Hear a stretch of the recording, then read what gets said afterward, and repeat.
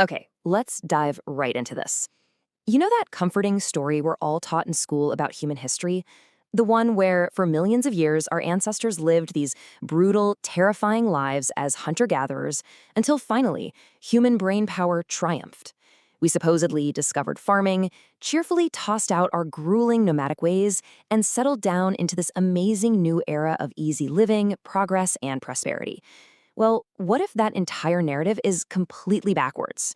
What if the agricultural revolution actually left everyday farmers with lives that were way harder and way less satisfying than the foragers who came before them? The source material we're exploring today makes an incredibly startling and honestly provocative claim. It argues that rather than being this great leap forward for humanity, the agricultural revolution was actually history's biggest fraud. It didn't bring us an era of easy living at all. Instead, it brought massive population explosions, pampered elites, worse diets, and absolutely backbreaking labor for the average person. Welcome to today's Explainer. We're going to unpack this whole grand fraud. We'll explore exactly how humanity accidentally stumbled into a permanent trap, who the real mastermind behind this epic heist actually was, and how the ancient myths born from this era are literally still programming your personal desires today. All right, Section 1, How Wheat Domesticated Us. To really wrap our heads around this fraud, we have to flip our perspective completely upside down. We need to look at the agricultural revolution not as a human triumph, but from the point of view of a wild grass. Just think about the sheer staggering scale of this plant's success. 10,000 years ago, wheat was just some random wild grass stuck in a tiny little pocket of the Middle East. Fast forward to today, and it covers 2.25 million square kilometers of the globe.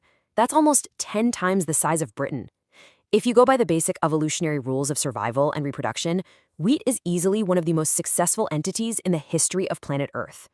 But how did it pull that off? Well, it pulled this off by basically manipulating Homo sapiens into working for it.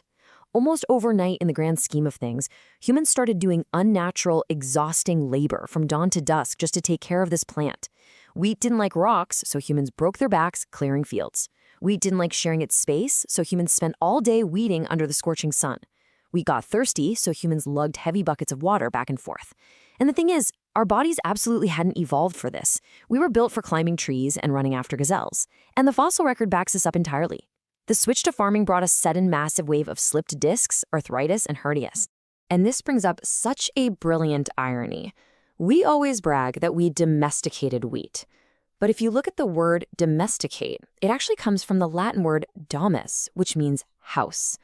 Now, who is the one actually living in a permanent house tied down to a very specific plot of land, completely unable to just up and leave? It isn't the wheat, it's us. We didn't domesticate wheat, wheat domesticated us. Moving on to Section 2, the luxury trap. So if the deal was really this bad, why on earth did we agree to it? Well, it all boils down to a tiny, creeping miscalculation. It wasn't some grand, overnight decision to change our entire way of life. It started around 18,000 years ago as a small, totally logical step. The climate warmed up, so people just gathered a bit more wild grain. By 12,500 BC, they started setting up temporary harvest camps. By 8,500 BC, those temporary camps had turned into permanent villages. And here's where it goes wrong. With permanent villages, women could have babies every year, instead of spacing them out over years like nomadic foragers had to. The population absolutely exploded. But extra mouths meant they had to plant even more wheat. Because of crowded villages and a terrible, repetitive cereal diet, child mortality soared. But by the time they realized life had gotten harder, the population was way too big to ever go back to hunting and gathering. If they tried, massive numbers of people would starve. The trap had officially snapped shut. Now, if you're thinking, come on, how could people accidentally trap themselves into working harder while actively trying to make life easier? Just look at our own lives today. We invent these amazing time-saving luxuries like email or instant messaging, thinking they're going to give us a more relaxed life. Think about the snail mail era. You wrote maybe a few thoughtful letters a month, and you waited weeks for a reply. It was slow.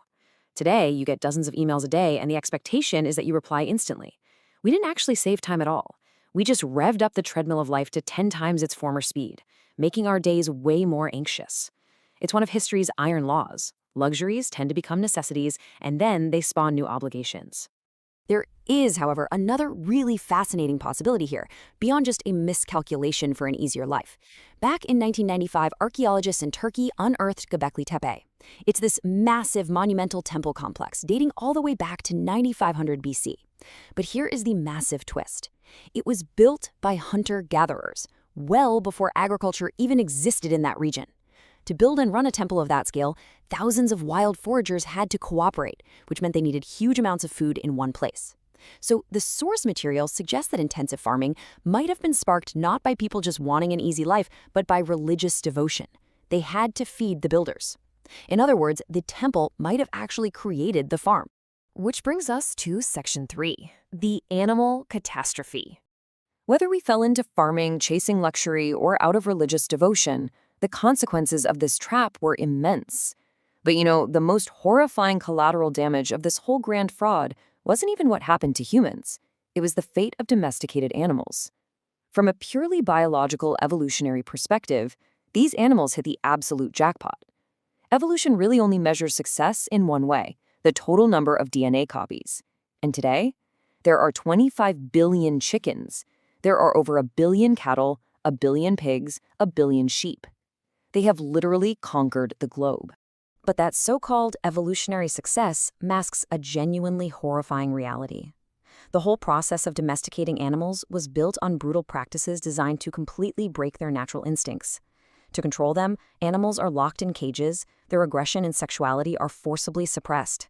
The source details some incredibly harsh realities, like farmers in New Guinea slicing off chunks of pigs' noses so it hurts whenever they sniff around, making them entirely reliant on humans for food. Or dairy cows being endlessly impregnated, only to have their calves ripped away right after birth, just so humans can monopolize their milk. And this creates a profound cognitive dissonance, which is captured perfectly in this thought from the source material. A wild rhinoceros might be an absolute evolutionary failure, literally on the brink of extinction, but honestly, it is likely far more satisfied than a calf locked in a tiny box, unable to even stretch its muscles just so its meat stays tender for a human's dinner. The absolute crucial takeaway here is that evolutionary success means exactly nothing for individual happiness. All right, let's jump to Section 4, Inventing the Imagined Order. Now, this brings up a massive, glaring question. If farming is such a miserable trap for everyone involved, how on earth did humanity manage to organize itself into empires of millions of people? Biologically, humans only evolved to cooperate in small bands of a few dozen. So how do millions of total strangers work together? The answer is that we invented shared myths. These myths act as the ultimate glue, and sometimes the prison guards, of our society. To see exactly how this works, the source compares two of the most famous documents in all of history, written thousands of years apart: the Code of Hammurabi from ancient Babylon and the U.S. Declaration of Independence. So both of these historic documents claim to be outlining absolute, universal, and eternal principles of justice, directly dictated by a divine power. But they are completely contradictory. Hammurabi's code claims that people are fundamentally unequal, naturally divided into superiors, commoners, and slaves. The American Declaration claims that all men are created equal. The source material takes a strictly neutral biological approach here, pointing out that neither of these claims actually exist outside the human imagination. They are both what we call imagined orders.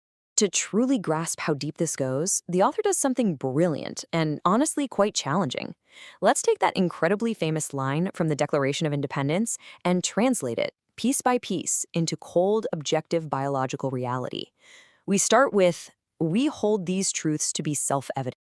Well, according to the science of biology, people were not created, we evolved. And the entire process of evolution is driven purely by difference and mutation, not equality. So, created equal translates biologically to evolved differently. Next up, biology obviously doesn't recognize a creator who endows us with anything, and there are certainly no unalienable rights in nature. There is only a blind evolutionary process that results in organs and abilities that constantly mutate over time. So, endowed by their creator with certain unalienable rights translates objectively to born with certain mutable characteristics. Finally, there is absolutely no biological reality to liberty. That's a concept humans entirely invented. And biological studies struggle to objectively define a vague concept like happiness, recognizing instead the measurable pursuit of pleasure. So, translating the whole line gives us, we hold these truths to be self-evident, that all men evolve differently, that they are born with certain mutable characteristics, and that among these are life and the pursuit of pleasure. Now, the text makes it very, very clear. This isn't to say that human rights are bad. Believing in equality allows us to create stable, prosperous societies. But we have to understand that these are imagined orders. They're shared myths we collectively believe in so we can function together, not hard biological realities. And here is exactly why this matters to you directly right now. These imagined orders don't just sit around in dusty old legal documents. They actively program your most deeply personal desires. Why do you actually want the things you want? Today, our desires are heavily shaped by a blend of romanticism and consumerism. If a modern millionaire has a relationship crisis with his partner, our culture tells him to take her on a super expensive trip to Paris to widen their horizons and consume new experiences, right? But a wealthy man in ancient Egypt would never try to fix his marriage by booking a trip to Babylon. His culture programmed his desires differently. He might have built his wife a sumptuous tomb instead. The reality is, we look back at the ancient Egyptians spending their entire fortunes and lives building literal pyramids, and we think, wow, that is bizarre. But the absolute truth is we are all still building pyramids. They just take different shapes now. Maybe your pyramid is a huge suburban house with a swimming pool, or a gleaming city penthouse, or a perfectly curated Instagram feed proving how much you travel. We dedicate our entire lives to building these monuments, and very few of us ever stop to question the underlying myths that made us desire those specific pyramids in the first place.